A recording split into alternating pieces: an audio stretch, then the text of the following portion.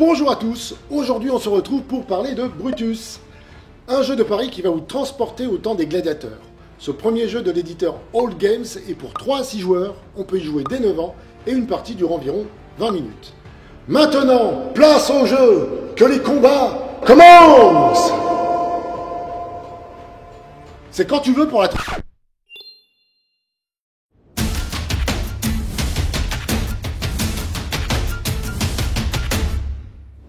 Dans Brutus, vous endossez le rôle d'un laniste, illustre chef de maison de gladiateurs. Plus avide d'or que de gloire, vous devrez miser sur les affrontements dans l'arène. Mais souvenez-vous que l'essentiel n'est pas de remporter tous les combats, mais de prédire le nombre exact de victoires que vous réaliserez. Malheur à ceux qui se trompent, car chaque pari raté entraînera une perte de sesterces, pour vous comme pour vos rivaux. Vous enchaînez les manches, et si à la fin de l'une d'elles, vous êtes le dernier à posséder des sesterces, félicitations, vous remportez la victoire. Maintenant que vous connaissez le but du jeu, répondons tout de suite à la question que tout le monde se pose. Oh, qui est le plus fort de tous les Power Rangers? Non, mais putain, c'est de pire en pire, ça n'a aucun rapport avec le thème. La question que tout le monde se pose, c'est comment remporter un combat?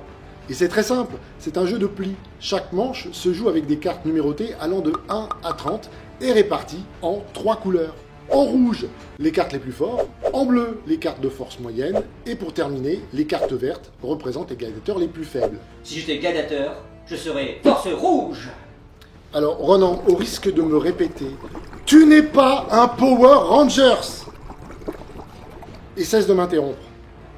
Bref, à chaque manche, chaque joueur pose une carte de sa main, vous l'aurez compris, celui qui a joué la carte de la valeur la plus élevée remporte le pli, et par conséquent, le combat. Ce qui serait bien dans un jeu de paris, c'est si on pouvait influencer les règles des combats ou bien perturber les paris des adversaires. Mais bien réjouissez-vous, dans Brutus, vous pouvez faire les deux. Au début de chaque partie, une carte laniste vous est distribuée.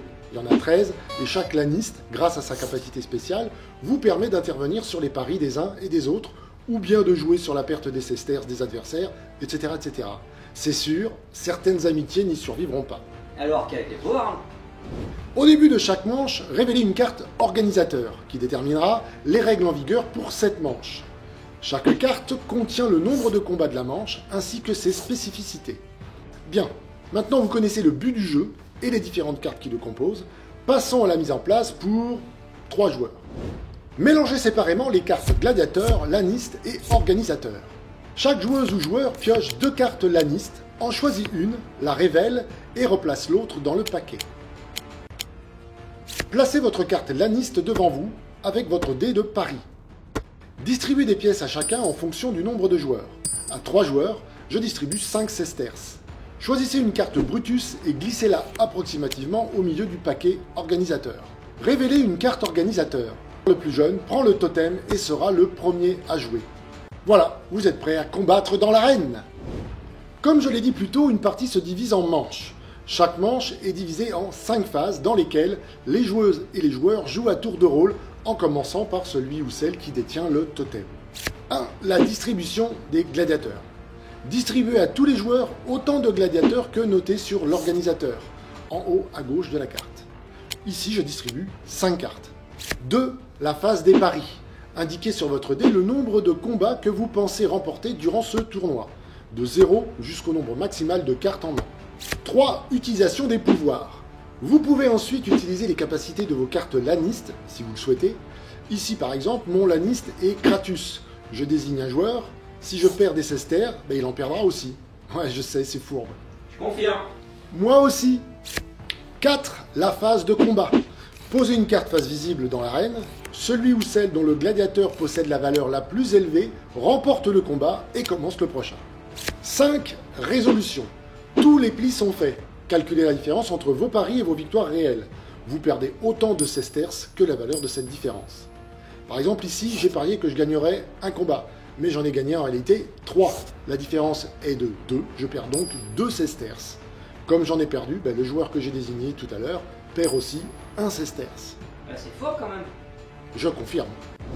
Le totem passe ensuite à la joueuse ou au joueur suivant, dans le sens horaire, et un nouvel organisateur est révélé, imposant de nouvelles règles pour la nouvelle manche. Les manches s'enchaînent, vous faisant perdre vos sesterces peu à peu. Les plus économes d'entre vous resteront en lice pour la grande finale. Lorsque l'organisateur Brutus est révélé, il déclenche la finale. Les capacités d'Elanis sont désactivées durant cette phase. D'abord, chacun pioche une carte gladiateur. Ensuite, sans la regarder, placez-la sur votre front en même temps, de manière à ce que vos adversaires puissent voir votre carte. Enfin, pariez sur l'issue du combat. Pouce levé si vous pensez le gagner, pouce baissé si vous pensez le perdre. Chaque erreur vous fait perdre un sesterce. Dans le cas où tous les joueurs ont parié correctement, la carte Brutus vous indique comment gérer la résolution. Par exemple, avec le Brutus classique, si tout le monde a raison, tous les joueurs perdent un sesterce, sauf celui qui attrapera le totem en premier. Ah mais je connais ça. C'est le totem d'immunité, comme dans Koh-Lanta. Attends, tu veux dire que Koh-Lanta aurait copié sur Brutus? Quoi? Attends, c'est scandaleux là. Ils vont m'entendre chez TF1. J'y vais de ce pas là. Mais il y va vraiment ce con? Eh Renan, on tourne! On tourne! Bref, les combats de la grande finale continuent jusqu'à ce qu'un joueur ait ruiné tous ses adversaires. Le dernier en lice à posséder des sesterces remporte la partie. Voilà, vous savez tout sur Brutus. Ce jeu de plis mélangeant pari et coup bas saura séduire les petits comme les grands, en famille ou entre amis. Si vous souhaitez en savoir plus, je vous invite à consulter sa fiche produit sur abigames.fr, le lien est dans la description. Pour ne pas rater la prochaine vidéo, abonnez-vous à la chaîne et cliquez sur la petite cloche. N'hésitez pas à liker la vidéo et à nous laisser un commentaire, ça nous fait plaisir et c'est toujours un bonus de plus pour la chaîne. Moi je vous dis à bientôt pour un nouveau jeu.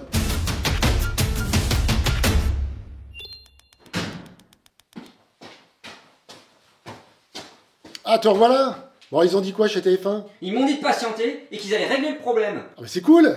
Et après, il y a deux gros malabars, ils sont apparus et ils m'ont jeté dehors. Aïe. Et ils m'ont dit de ne plus revenir. Je suis sur liste rouge maintenant.